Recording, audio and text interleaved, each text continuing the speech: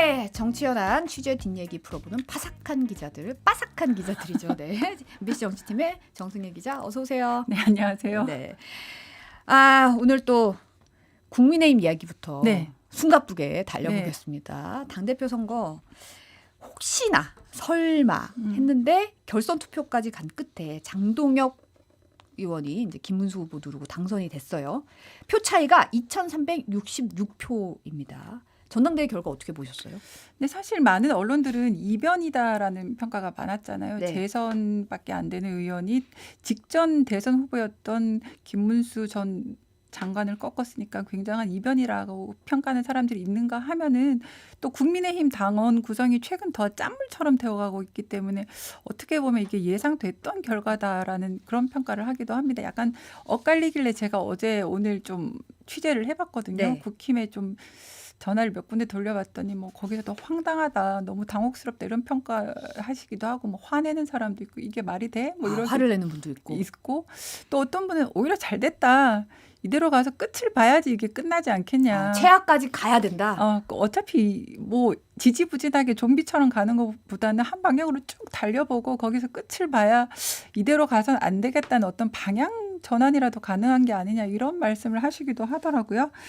근데 뭐 사실 김문수 전 장관 같은 경우만 해도 아스팔트 우파다, 막 극우다 이런 평가를 받고 이분이 사실 정광훈과 손잡고 한 5년 동안 아스팔트를 누빈 전사로 이렇게 취급이 되는 분인데 그분도 안 된다. 사실 더 선명성을 내세운 장동혁 후보를 선택해서 당대표 이렇게 올렸기 때문에 국힘이 어떻게 되는 건지 참 이게 앞날이 전망하기가 좀 어렵다라는 말도 있긴 합니다만 네. 근데 원래 국힘이 전당대회가 80대 20이잖아요. 그렇죠. 80%가 선거인단, 즉 당원 투표로 하고 20%도 또 민주당 지지층을 제외한 역선택 방지를 한 이런 투표로 여론조사로 진행되다 보니까 이게 좀 결과는 예측됐었다. 또 지금 저희가 여름 휴가철에 실시가 됐었고 네. 대선 이후에 중도층도 많이 떠났기 때문에 고관여층, 즉 핵심적인 당원들만 참석했던 게 아닌가라는 평가가 좀 있습니다. 근데 사실은 이제 80대 20으로 했을 때 그 네. 20에 국민 여론조사를 넣은 거는 아무리 역선택 네. 방지 조항이 있다고는 하지만 네. 민심을 반영하기 위한 거잖아요. 뭐 20이라는 수치가 높지는 않지만. 네. 근데 지금 그 부분이 오히려 더 짜졌다. 더 짜릿짠물 아니었냐. 이런 얘기도 나오더라고요. 김민수 최고위원이 된 것 그때 때문에 그때 그런 말이 나오긴 했었는데 그래도 그나마 여론조사에서 결과를 보면 이번에는 김문수 후보가 좀 이기기는 했었거든요. 네. 저희 그래프 있을 것 같은데 네네. 김문수 후보가 80%를 얻었고 장동혁 후보는 39.82%를 얻었어요. 그래서 여론조사에서는 그래도 김문수 후보가 좀 많이 크게 앞서갔지만 이게 20%밖에 안 되다 보니까 선거인단에서 장동혁 후보가 52.88, 김문수 후보가 47.12 이게 8대 2다 보니까 여론조사에서 아무리 앞서봤자 결국 2,300표 차이로 졌거든요. 결국은 여론조사가 있긴 했어도 당심에서 선거인단의 힘이 그만큼 컸다. 국민의힘보다는 당심의 힘이 결국 승패를 갈랐다. 이렇게 분석하고 있는 분들이 많습니다. 그럼 8대 2가 아니라 이게 한 7대 2나 6대 4 정도만 돼도 결과가 바뀌나요? 그러면? 한 5대 5 정도까지는 가야 그나마 좀 해볼 만하다. 그것도 너무 큰 선거인단에서 너무 크게 뒤지지 않았을 때. 그러니까 5대 5라고 해도 네. 사실은 그 민주당 지지층을 빼버리면 한 7대 3 정도로 생각을 하거든요.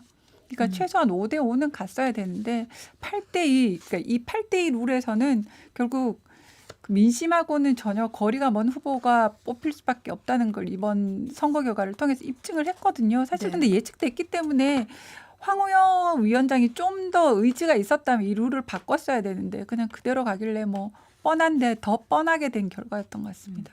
근데 사실 이제 22일 이때는 순위라든지 이게 안 네. 나왔어요. 네. 안 나왔는데 소문은 네. 파다한 게 네.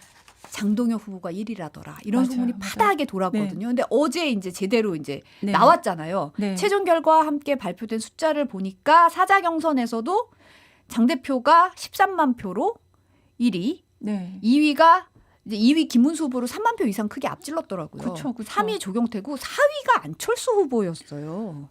이거 좀 충격적이긴 했는데 사실 이 표를 보면은 장동혁 후보가 전체 총합에서도 2만 2천 표 이상 앞서잖아요. 그래서 사실 결선 투표에서 2,300표 차로 줄인 거예요. 그 애를 써서. 그래서 이제 좀 찬탄파도 끌어안고 이런 제스처를 취하긴 했었는데 참 그리고 저 결과를 보면 안철수 후보가 꼴찌를 했다는 것도 좀 전 대단히 충격적이긴 했어요. 그때 소문이 좀 이상하긴 했었잖아요. 조경태 후보하고 단일화도 안 하고 사실 그리고 컷오프 때도 떨어지는 사람이 안철수야 주진우야 뭐 그걸 헷갈릴 정도긴 했지만 그래도 안철수가 네임드인데 라고 했는데 정말 패를 까봤더니 야, 저렇게 큰 차이로 또 안철수가 꼴찌를 했고요. 이것도 좀 충격적이었고 저희 아까 그 1등한 거 아니야 소문은 그렇게 돌긴 했어도 확인할 방법이 사실 저희는 그 없었어요. 당시만 해도 없었죠. 근데 김문수 비공개였으니까. 캠프는 약간 알았던 게 아닌가 지금 돌아서 생각해 보면 왜냐하면 그 결선 행위 정해주고 나서 안철수 후보를 만나러 가고 뭐 한동훈도 끌어안아야 된다, 조경태도 끌어안아야 된다 이런 말을 하는 게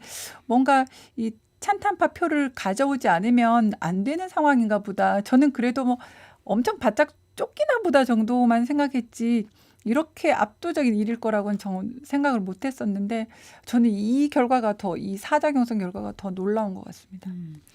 그런데 이제 사실은 초반에 이 전당대회 앞두고 초반에는 김문수 전 장관이 그래도 대선 후보인데 정말 불과 얼마 전에 국민의힘의 대선 후보였으니까 이 인지도라든지 이 지명도에서 뭐 따라잡기가 힘들다. 무난하게 이분이 당대표가 되지 않을까라는 관측이 굉장히 우세였어요. 그리고 사실은 장동혁 대표 같은 경우에는 재선인데 엄밀히 따지면 1.5선이죠. 그쵸. 1.5선이고 출마 선언할 때만 해도 아이고 약하지 않아? 뭐 이런 얘기가 좀 나왔었잖아요. 그것도 사실 큰 관심을 안 뒀었고 그때만 해도 우후죽순으로 많이 출마할 거다라는 이야기가 있어서 뭐 장동혁도 나와 조진호도 나와 조경태도 나와 엄청 많이 나오네 뭐 여기저기 다 나오네 이 정도 관심이었고 말씀하셨던 것처럼 그래도 김문수가 되지 않겠냐. 왜냐하면 홍준표 전 대표 같은 경우에 대선 후보 끝나고 실시된 전당대회에서 바로 당대표가 된 것도 있고 해서 무난할 거라고 생각했는데 결과가 이렇게 된 건 결국 아까도 말했지만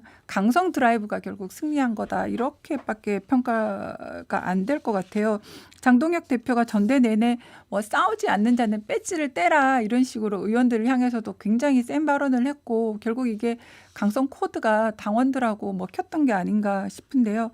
제가 이 장동혁 후보의 당선까지 그래도 여러 가지 장면들 모멘트가 있었지만 세 가지 정도만 한번 추려봤거든요. 한번 뽑자면 첫 번째는 그 전당대회 연설장이었던 것 같아요. 장틀러라고 불렸던. 네, 굉장히 이렇게 격한 손짓, 뭐 약간 삿대질이라고 말하는 분도 있고 저런 손짓과 함께 전한길 선생 뭐 그 결 우리 당을 지키자고 했던 사람이다. 왜냐하면 전한길 씨가 저때 전당대회에 와서 막 큰 소리로 배신자 뭐 이런 얘기를 할 때 나서서 이렇게 감쌌던 저 장면이 좀 첫 번째로 꼽을 수 있고요. 두 번째는 그 이른바 면접이라고 부르는 자유우파 유튜브 연합토론에 참석했을 때였거든요. 그래서 이 면접에 참가를 해가지고 장동혁 후보 같은 경우에는 뭐 나는 이제 윤석열 전 대통령 면회도 가겠다 이런 말을 했었는데 김문수 후보 이때 안 가가지고 이걸 또 나중에 전한길 씨가 어제 또 세게 비판을 하더라고요. 그리고 세 번째 장면은 토론회에서 누구를 공천하겠냐 이 결선 투표 토론에서 이제 두 번 TV조선 때는 장동혁 전 후보 같은 경우에는 열심히 싸워온 분에 대해서는 전한길과 한동훈 중에 누구냐 하면 자기는 전한길을 주겠다라고 얘기를 했고 김문수 후보는 그 다음에 열린 채널A 토론회에서 나는 한동훈 전 대표다. 적절하게 공천하는 게 맞다. 이런 식으로 이야기를 했어요. 그래서 요 세 가지 장면이 좀 크게 저는 결정적인 모먼트 중에 꼽을 수 있다고 생각을 합니다. 지금 보면 이렇게 정리를 해놓고 보니까 전한길 팩터가 당선 요인 중에 빼놓을 수 없는 부분이라고 할 수가 있는데 전한길 이른바 마케팅으로 선거에서 이긴 셈이잖아요. 사실 어제 취임하자마자 당선 소감으로도 그 인정을 했어요. 새로운 미디어 환경 만들어낸 승리라고 생각한다. 그러면서 인정을 했더라고요. 네, 이 새로운 미디어 환경이라는 게 결국 유튜버들을 이야기를 하는 것 같은데 결국 전한길로 시작해서 전한길로 끝난 이 선거에서 아스팔트 극우가 완전히 이제 유튜버들까지 정치의 장으로 끌어낸 게 아닌가 이런 평가를 하더라고요. 이제 정말 뭐 전한길을 뭐 어디에 쓸지도 모른다 이런 소문까지 돌고 하니까 정말 유튜버들이 현실 정치에 참여하는 걸 내 눈으로 보게 될까 이런 걱정이 되기도 하고 참 결과가 좀 귀추가 주목되긴 한데 전한길 씨는 기세가 등등합니다. 아까 말씀하셨지만 장동희 후보가 선출되자마자 김문수 후보를 향해 가지고 전한길을 버렸기 때문에 안 된 거다. 정계 은퇴를 촉구하기도 했고요. 그 현재 여론을 주도하는 건 레거시 미디어가 아닌 유튜버들인데 유튜버들을 너무 무시했다. 내가 김문수, 장동혁 후보를 유튜브 토론회에 초청했는데 언론들이 전한길 면접 보러 가느냐라고 하니까 장 후보는 약속대로 나왔는데 김 후보는 취소했다. 실망스러웠다. 우리 유튜버들을 무시했다. 뭐 이런 얘기를 하더라고요. 그래서 전한길 뒤에는 윤석열, 김건희가 있다. 전한길을 버리는 건 윤석열을 버리는 거다. 이러면서 기세가 굉장히 등등해졌더라고요. 그래서 사실 그때는 안 나가고 그 뒤에 나가긴 네, 했지만 네, 이미 네. 이제 때는 늦으리 이렇게 네, 된 네, 거고 네. 사실은 이제 보면은 전한길 씨가 이러다가 이제 지명직 최고위원 되는 거 아니야? 뭐 이런 얘기까지 나오는데 어제 유튜브 방송에 지금 미국 가 있는데 유튜브 네, 방송에서 어떤 자리도 원하지 않는다. 어떤 부담도 드리고 싶지 않다. 뭐 이런 얘기 하긴 했는데 그런데 사실 앞서 얘기하셨듯이 김문수 후보의 페이는 전한길과 한동훈 중에 누구 공천 주겠다고 했을 때 한동훈 공천 주겠다 한 것 때문이라고 얘기를 했잖아요. 네, 그런 네. 상황에서 어떤 부담도 안 주겠다는 말이 딱 와닿지는 않더라고요. 딱 와닿지도 않고 전한길 씨 약간 오락가락 했던 게 그때 그러면 본인이 장동혁 지지하는 거냐 그랬더니 또 김문수 캠프를 찾아가서 난 누굴 특정 지지하지 않는다 뭐 이렇게 얘기를 했다가 이제 결론이 나니까 이런 식으로 나오기는 하는데 이 전한길 씨를 진짜 뭐 지명직 최고위원에 쓸 거냐라는 관측이 제일 지금 많이 예상을 하고 있잖아요. 어떤 가능성이 어때요? 거기에 대해서 어제 JTBC가 그 직접 인터뷰를 했더라고요. 당선 소감으로 물어봤더니 이렇게 이야기를 했어요. 저는 당직 인선은 국민들과 당원들이 납득할 만한 수준의 인선을 할 것인데 기계적 균형을 맞추지는 않겠다. 그래서 두 가지 요건이 있는데 첫 번째는 당을 혁신할 의지가 있는지 그리고 이재명 정부와 맞서서 제대로 싸울 능력이 있는지 그 두 가지 기준만 보겠다라고 해가지고 사실상 뭐 어떤 자리든지 뭔가 끌어들이지 않겠냐라는 관측이 지금 여의도에는 좀 팽배해 있는 상황입니다.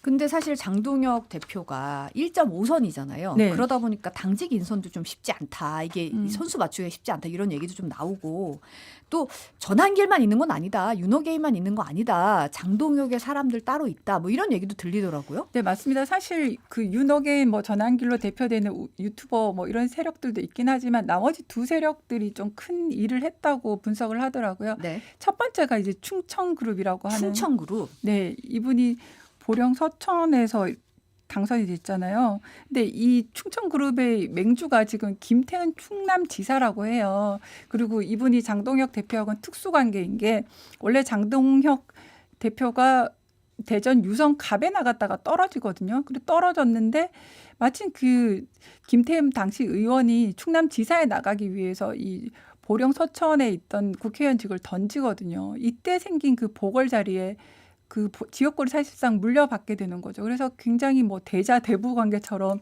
밀접한 사이라고 하는데 그 충남 그룹이 이 김태흠 지사의 진두지휘하에 굉장히 밀접하게 움직였다고 하고 사실 또 기억나는 게 성일종 의원이 왜 김문수 후보 사퇴하라고 뜬금없이 기자회견을 했었잖아요. 맞아요. 네. 저는 그때는 이제 성일종 의원이 아무래도 한덕수 옹립파였기 때문에 그때 앙금이 남아서 그런 게 아닌가 했는데 생각해보니 성일종 의원도 충남이잖아요. 그 차원에서 움직여서 우리가 이쪽을 지지한다는 메시지를 좀 던졌던 게 아닌가 그런 생각이 들더라고요. 이런 충남 그룹이 있었고 또 한 세력은 권성동, 이철규, 이양수로 대표되는 친윤 잔당 세력이라고 해야 될지 그러니까 친윤 세력인데 구주류. 네. 네, 이분들이 전적으로 장동혁을 지원을 했다고 해요. 왜냐하면 이분들이 그 한덕수 옹립을 하다가 김문수 후보 전 후보와 이렇게 척을 졌으니까 김문수가 만약에 당 대표가 되면 우리가 살아남기 힘들다. 지방선거에서도 힘을 발휘하기 힘들다라는 생각 때문에 기득권을 지키기 위해서 굉장히 필사적으로 지지를 했다고 합니다. 그래서 이 두 세력도 있어가지고 좀 그렇게 막 한쪽 세력만이 아니라 여러 세력이 연합해서 이익 결사체가 하나 형성됐기 때문에 당선이 됐었다 이런 분석이 있더라고요. 사실 앞서 이제 출연했던 김준일 시사평론가가 한겨레 칼럼에서 황교안 전 대표와 평행 이론이다. 장동혁 대표가 이런 칼럼을 쓰긴 했던데 이제 장동혁에게 이제 미래를 네. 얘기할 때 지금 어제도 뭐 내부의 결단이 필요하다. 단일 대우로 가는데 따르지 않으면 결단이 필요하다. 이런 얘기도 했고 결국은 이제 친한 게 어떻게 할 거냐, 쫓아낼 거냐 이런 얘기잖아요. 네. 근데 오늘 김민수 최고위원이 당장 오늘 첫 최고회의에서 당원 게시판 조사해야 된다. 네. 당무감사와 함께 반드시 진행돼야 한다고 주장을 했어요. 이게 결국 한 전 대표 노리고 직격한 거 아니냐 이런 얘기 나오던데요. 네, 그런 분석이 굉장히 타당하죠. 사실 이 단계 게시판 저희가 좀 오래되긴 했습니다만 이게 뭐냐면 국민의힘 당원 게시판에 가서 뭐 한동훈 그리고 한동훈 씨 부인 그리고 장인 장모 이름으로 검색을 해봤더니 윤석열 김건희 부부를 비난하는 글들이 굉장히 많더라. 이거 실제로 누가 쓴 게 맞는지 확인을 하자 그랬는데 그때 유야무야 뭐 어영부영하면서 사실 덮였었어요. 근데 이걸 다시 수면 위로 끄집어낸 거는 한동훈 전 대표 가족이 연루되어 있는지를 확인을 하겠다. 그리고 그걸 빌미로 해서 출당까지 생각해 볼 수 있다는 의미로 받아들여질 수 있거든요. 그래서 여기에 대해서 김민수 최고위원이 당원 게시판 조사는 당무감사와 함께 진행되어야 될 것이다라고 얘기를 했고 이 순간부터 국힘 소속이면서 당을 무지성으로 비판하고 있는 패널들의 해당 행위에 대한 책임도 반드시 묻겠다. 그러니까 친한동훈계는 물론이고 이 반탄 인사들을 비판하는 찬탄파 전체를 겨냥한 발언이다. 이렇게 분석이 나오고 있는데 패널 섭외하기 힘들 것 같은데 이러다가는 걱정인데요. 이거. 네. 여기에 대해서 이제 수석 대변인은 뭐 개인적인 발언이다 이렇게 얘기는 했지만 사실 뭐 그걸 떠나서 친한계의 미래가 그렇게 밝아 보이진 않아요. 근데 사실 이제 친한계에서도 얘기가 그거였거든요. 출당 조치를 할 거냐 아닐 거냐 이런 네. 얘기 나왔을 때 뭐가 있어야 출당 조치를 하지 그쵸. 아무것도 없이 어떻게 출당 조치를 그냥 하냐 그랬는데 지금 김민수 최고위원의 발언에 따르면 당원 게시판 조사부터 뭔가 시작할 것 같은 분위기가 읽힌단 말이죠. 그렇죠. 열쇠고리로 이제 딱 걸어가지고 시작을 하겠다는 건데 사실 그것과 또 별개로 봐도 이번 전당대회에서 한동훈 전 대표의 영향력이 너무나 없다는 게 또 입증이 됐다라는 평가도 있거든요. 왜냐하면 사실 우재준 청년 최고위원이 되긴 했지만 그건 리그가 다른 거였고 사실 우재준 의원만 해도 TK 현역 의원이잖아요. 그렇죠. 그런 분이 선수조 원에 있는 그 당협위원장과 결어가지고 그렇게 근소한 표 차이밖에 안 났다는 게 오히려 좀 이상하고 굉장히 영향이 적다는 거고 그리고 최고위원에 출마했던 김근식 당협위원장 한 명도 이제 못 밀어넣는 굉장히 힘이 없다는 걸 입증을 한 데다가 막판에 마지막으로 결선 투표에서 관여를 안 했으면 모르는데 갑자기 최악은 피해야 된다면서 사실상 이 김문수 후보를 지지 선언을 했는데 그리고 아무런 힘이 못 되는 걸 오히려 보여주고 말았던 거거든요. 그래서 국힘 관계자는 이번 결과로 친한계에 대한 당내 인식이 오히려 드러난 것 아니냐라고 평가를 하기도 했고요. 네. 친한계 내부에서도 한동훈이 왜 처음에 조경태는 적극적으로 안 돕다가 뒤늦게 김문수 도우라 그러지 이상하네 그러면서 오히려 결선 투표에 참여 안 했다는 이야기도 나오더라고요. 안 그래도 이제 결선 투표율이 좀 올라갔잖아요. 네. 좀 올라갔는데 이게 누가 참여한 거냐. 친한계가 야 그래도 최악은 피해야지 하고 들어온 거냐. 아니면 이러다가 친한계가 뭉치면 안 되겠네 이러면서 누가 추가로 이제 짠물에서 더 짜게 된 거냐 이런 얘기가 있었는데 지금 표차를 보면 짠물에서 오히려 중도가 네. 더 빠져나간 것 같다 네. 이런 얘기가 나오더라고요. 네, 짠물에서 더 짜게 된 것 같습니다. 지금 보면은 그러면 최악은 피해야 된다고 얘기했던 이 메시지가 오히려 혼선을 준 거다 이런 네. 평가도 있는 거죠. 네, 거기에 대해 이제 한동훈 전 대표에 대한 반감도 있고 또 개인적으로는 김문수 전 후보에 대해서 당원들이 감정이 좋지 않다고 하더라고요. 그때 우여곡절 끝에 후보가 되긴 했지만 왜 말을 바꿨어? 그리고 의원들도 감정이 또 다르잖아요. 왜 우리를 속이고 결국 자신이 후보를 사퇴하지도 않을 거면서 한덕수와의 이런 우리를 헷갈리게 하면서 우리를 이용해서 이런 감정이 좀 남아 있어서 이런저런 요인들이 좀 섞여가지고 그런 결과가 나온 게 아닌가 이런 평가도 있습니다. 근데 보면 이제 김문수 후보의 패인에 대해서 전한길 씨도 얘기를 했지만 김재원 최고위원도 네. 한동훈 공천 준다고 했던 게 굉장히 결정적 패인이었다. 이런 얘기를 하더라고요. 오늘 당장 갈아타시더라고. 원래 이분이 대선 후보 시절에 비서실장 아니었나요? 그렇죠. 그렇죠. 비서실장을 하고 굉장히 최측근이고 이분 후보 나와야 된다고 자기가 직접 설득하고 그랬던 분인데 오늘 라디오에 나와서 한동훈을 공천하겠다는 말을 해서 그게 심한 반발을 불러왔던 것 같다.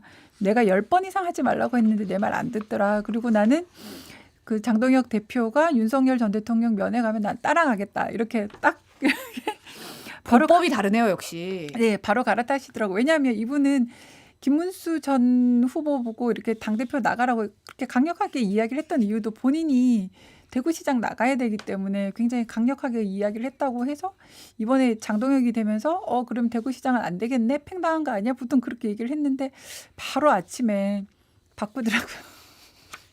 역시 이 최고위원을 몇 번씩 계속 직업 바꿔가면서 최고위원. 대표를 바꿔가면서 직업 최고위원 하신 분은 보법이 다른 것 같은데 그럼 이제 지방선거 공천은 어떻게 돼요? 이거 사실 굉장히 당내에서는 초미의 관심사일 텐데. 네, 2018년 우리가 몇 번 얘기했지만 그때랑 비슷하다고 생각하시면 되는데 그때도 대구 경북 빼고는 한 대도 된 곳이 없거든요. 그래서 대구 경북 이제 노릴 텐데 지금으로 봐서는 대구 경북 정도 빼고는 가능성이 없다고 보는 게 현실적일 겁니다. 그래도 서울시장은 현직이니까 오세훈 시장이 버틸 걸로 보는 시각들이 많더라고요.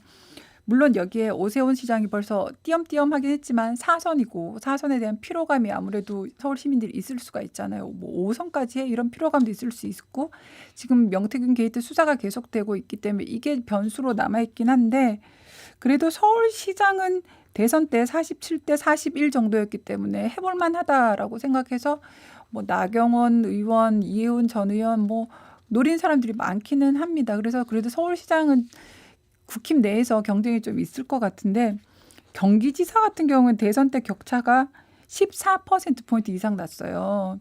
그래서 여긴 쉽지 않을 건데 한 가지 변수는 김동연 현 지사가 공천을 못 받을 거다 이런 소문이 관측이 많잖아요. 대선 때 그때 나와서 경쟁을 펼치고 해서 경쟁자를 그냥 그대로 두지는 않을 거다 이런 관측이 있는데 본인은 계속 사수하고 싶어 하잖아요. 그래서 이분이 무소속이나 조국당으로 가서 나올 가능성이 있다는 얘기도 나와요. 그래서 3자 구도가 된다면 그리고 국힘에서 굉장히 혁신적인 후보를 낸다면 그나마 그 두 군데 정도는 생각해 볼 수 있는데 다른 데 공천은 뭐 현직들이 워낙 많으니까 나오기는 하겠지만 되겠어? 뭐 이런 평가가 많습니다. 근데 사실은 이제 오늘 권성동 의원이 소환이 네. 됐잖아요. 그리고 뭐 지금 김주리 평론가 얘기로는 다음 주쯤은 체포동의안 넘어오지 않겠냐 뭐 이런 얘기도 있고 내란 특검에서 추경호 의원 조사 얘기도 있고 해서 이렇게 되면 요게 이제 어떻게 보면 국민의힘에서는 상당한 변수가 될 것 같아요. 특검 수사가. 네, 맞습니다. 장동혁 의원을 받쳐주는 한 축이기도 하잖아요. 권성동 의원이, 세라고. 그래서 권성동 의원이 만약에 구속 기소되고 그리고 또 추경호 의원도 전 원내대표니까 지금 수사를 굉장히 빠르게 이루어지고 있는데 만약에 추경호 의원까지 구속 기소돼서 이 TK 축도 무너지면은 국힘으로서는 상당히 위기가 될 수 있거든요. 그러면 그때 가서 국힘 지지율이 만약에 큰 폭으로 하락한다든지 하면 장동혁 후보가 순항할 수 있을까. 그래서 한 12월까지는 지켜봐야지 과연 끝까지 내년 지방선거 공천을 할 수 있을지 그걸 가늠해 볼 수 있을 거다라는 이야기가 있습니다. 그러면 이제 어쨌든 전당대회 끝났고 김문수 전 장관이나 안철수 의원 같은 경우에는 이번 전당대회 결과가 상당히 큰 타격일 것 같은데 어떻게 향후 행보 어떻게 전망하세요? 어제 전화를 해봤더니 이런 말 하긴 좀 그렇지만 끝 아니야 뭐 이렇게 얘기하시는 분들이 좀 많으시더라고요.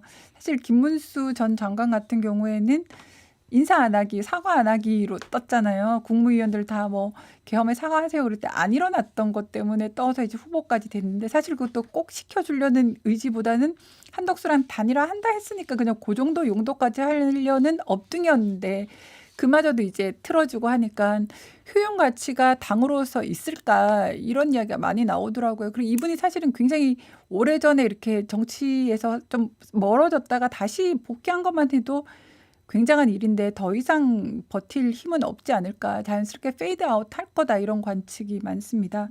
이분이 뭐 어디 지방선거 나와서 될 만한 지역도 사실 없잖아요. 그래서 좀 힘들 것 같다. 그리고 안철수 의원 같은 경우에는 국힘에 입당한 지 지금 3년이 됐거든요. 22년에 윤석열 전 후보와 이제 단일화하면서 넘어왔는데 이번 결과를 보니까 여전히 외부자 취급을 받고 있구나. 이게 확인이 됐어요. 그래서 조경태 의원도 역시 민주당에서 건너오긴 했는데 2016년에 건너왔던 조경태보다 못하다. 이렇게 큰 표 차이로 꼴찌를 했다는 게 공개돼 버려서 참 민망하고 미래가 없다. 왜냐하면 안철수 의원 같은 기대를 했거든요. 자기가 조건 없이 대선 선거운동을 굉장히 열심히 도왔고 또 이번에는 한동훈 안 나왔으니 내가 조경태 정도야 뭐 이런 생각도 많이 했을 것 같고 그래서 그때 혁신위원장도 막 집어던지고 나왔는데 이렇게까지 안 되니까 열어보니 4위고 네, 표차도 너무 크고 그동안 한국에 있는데 아무렇게 반영이 안 되는구나. 이런 걸 확인하게 된 거라서 그렇다고 다시 탈당할 수도 없고 한동안은 좀 조용히 지내지 않을까 그런 생각이 듭니다. 지금 사실 뭐 장동혁 대표 같은 경우에는 이제 어제 민주당이 상당히 강하게 비판을 했어요. 의례적인 덕담도 없었는데 지금 정청래 대표도 상당히 뭐 악순 사랑가 하는 거다 네. 이런 입장이고 뭐 물론 이재명 대통령은 기내 간담회에서 당대표와는 대통령 입장 네. 다르다 뭐 얼마든지 만나겠다라고 입장을 밝힌 바 있지만 어떻게 보면 너무 강대강이잖아요. 어떻게 보세요? 두 당대표가 만나긴 할까 사실 그게 좀 여러 사람들이 관측을 하고 있는데 그래서 정청래 대표도 별로 입장을 굽힐 것 같지도 않고 장동혁 그 대표도 지금 강성 코드로 지금 대표가 됐는데 먼저 이렇게 숙이는 모습을 보일 것 같지도 않고 그래서 두 대표가 만나는 모습은 당분간 좀 보기 어려울 거다. 다만 원내대표끼리는 만나서 원내 현안을 논의를 할 것이고 또 한 가지 이제 계기가 될 수 있는 건 이재명 대통령이 돌아오시면 이제 처음 갖는 이제 한미 정상회담을 했기 때문에 설명하는 자리를 보통 하잖아요. 네. 그래서 여야 이제 주요 정당 대표들 뭐 다당일 수도 있고 두 정당 여야 해서 민주당과 국힘만 이제 불러서 3자 회동을 할 가능성이 높다고 이제 관측이 되더라고요. 그때쯤 돼서 이제 자연스럽게 자리가 좀 깔리면 그때는 악수를 하지 않겠느냐 이런 관측이 있는데 민주당 쪽에서는 전혀 지금으로서는 좀 기대하기 어렵다는 이야기가 많습니다. 조국 혁신당 대표 전 대표 네. 네, 지금은 이제 여기 관련해서 뉴스 잠깐만 마지막으로 살펴보면 네. 행보가 굉장히 적극적이잖아요. 문재인 네. 전 대통령 주말에 만났고 이제 옥사 안에서 맞았던 환갑 네. 생일 잔치도 뒤늦게 해줬다고 하고.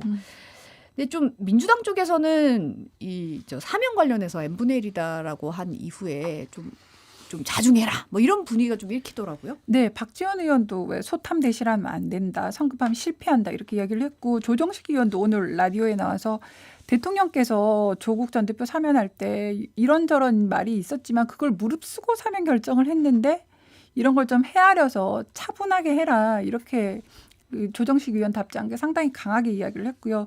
강덕구 의원도 이 개선 장군처럼 행동한다. 뭐 다른 의원들도 사면을 입시 비리에 대한 용서로 이해하는 건 다른 문제다 그러면서 강하게 비판을 했어요. 이에 대해서 조국 대표가 최근 이제 호남권을 돌아다니면서 인터뷰를 했는데 뭐 조국은 그렇게 생각하지 않는다라는 뜻으로 이제 얘기를 하더라고요. 저를 위한 고언이라고 생각하지만 자숙을 하는 게 정치인 조국의 역할은 아니라고 생각한다라고 오히려 굉장히 강하게 이야기를 하더라고요. 그리고 나는 정치인으로서 조국 혁신당을 더 활성화하고 조국 혁신당을 가다듬어야 할 책무가 있다. 이렇게 이야기를 하고 지금 호남을 어제 오늘 굉장히 훑고 있거든요. 어제는 전남, 이번에는 오늘과 내일은 또 전북을 훑고 있어가지고 내년 지방선거에서 워낙 지지율이 가장 잘 나왔던 데가 호남이니까 거기를 노리고 있는 게 아닌가 이런 이야기를 많이 해요. 왜냐하면 담양에서 차담을 했던 분이 조국 혁신당 출신 첫 자치단체장이거든요. 이분하고 이제 차담하는 게 좀 특별한 의미가 있는 게 아닌가라는 생각을 하고 있고 또 인터뷰를 하면서 이런 말을 했어요. 기초 단위에서는 민주당과 경쟁하고 광역단체장 선거에서는 연대하겠다 이런 말을 해서 민주당이 더 기분 나빠한다는 거예요. 그러면 광역단체장을 우리 보고 한 자리 내놓으라는 거야. 우리가 조국 혁신당이랑 무슨 경쟁을 해야 돼? 이렇게 물에 빠짐 살려내니까 이제 보따리까지 내놓으라는 거야. 뭐 이런 되게 부글부글하고 있다는 불편한 반응들이 많이 나오는데 민주당으로서는 한 자리도 도저히 양보할 수 없다. 이건 불가능하다라는 이야기는 나오고 있는데 아까도 말씀드렸지만 조국 대표는 우리는 후보를 내겠다는 거고 경기지사는 한번 해볼 만하다. 부산시장도 한번 해볼 만하다. 뭐 이런 이야기들이 나오고 있어가지고 그 같은 진보 진영 아니지만 양당 간에 있던 신경전이 굉장히 치열할 것 같습니다. 조국 전 대표가 이제 혁신정책연구원장이더라고요. 네, 그럼 조국 원장은 네. 어디로 나올 걸로 지금 좀 얘기가 나와요? 뭐 아직 뭐 나가긴 할 텐데 어디라고는 구체적으로 찝진 않았잖아요. 네, 뭐 서울도 되고 부산도 되고 심지어 개항을도 뭐 가능하고 이렇게 이야기는 하고 있는데 개항을은 사실 민주당으로서 내줄 수가 없는 거고 결국 조국 대표가 나온다면 민주당과 단일화를 해야 될 텐데 뭐 서울시장 이야기가 굉장히 많이 나오는 것 같더라고요.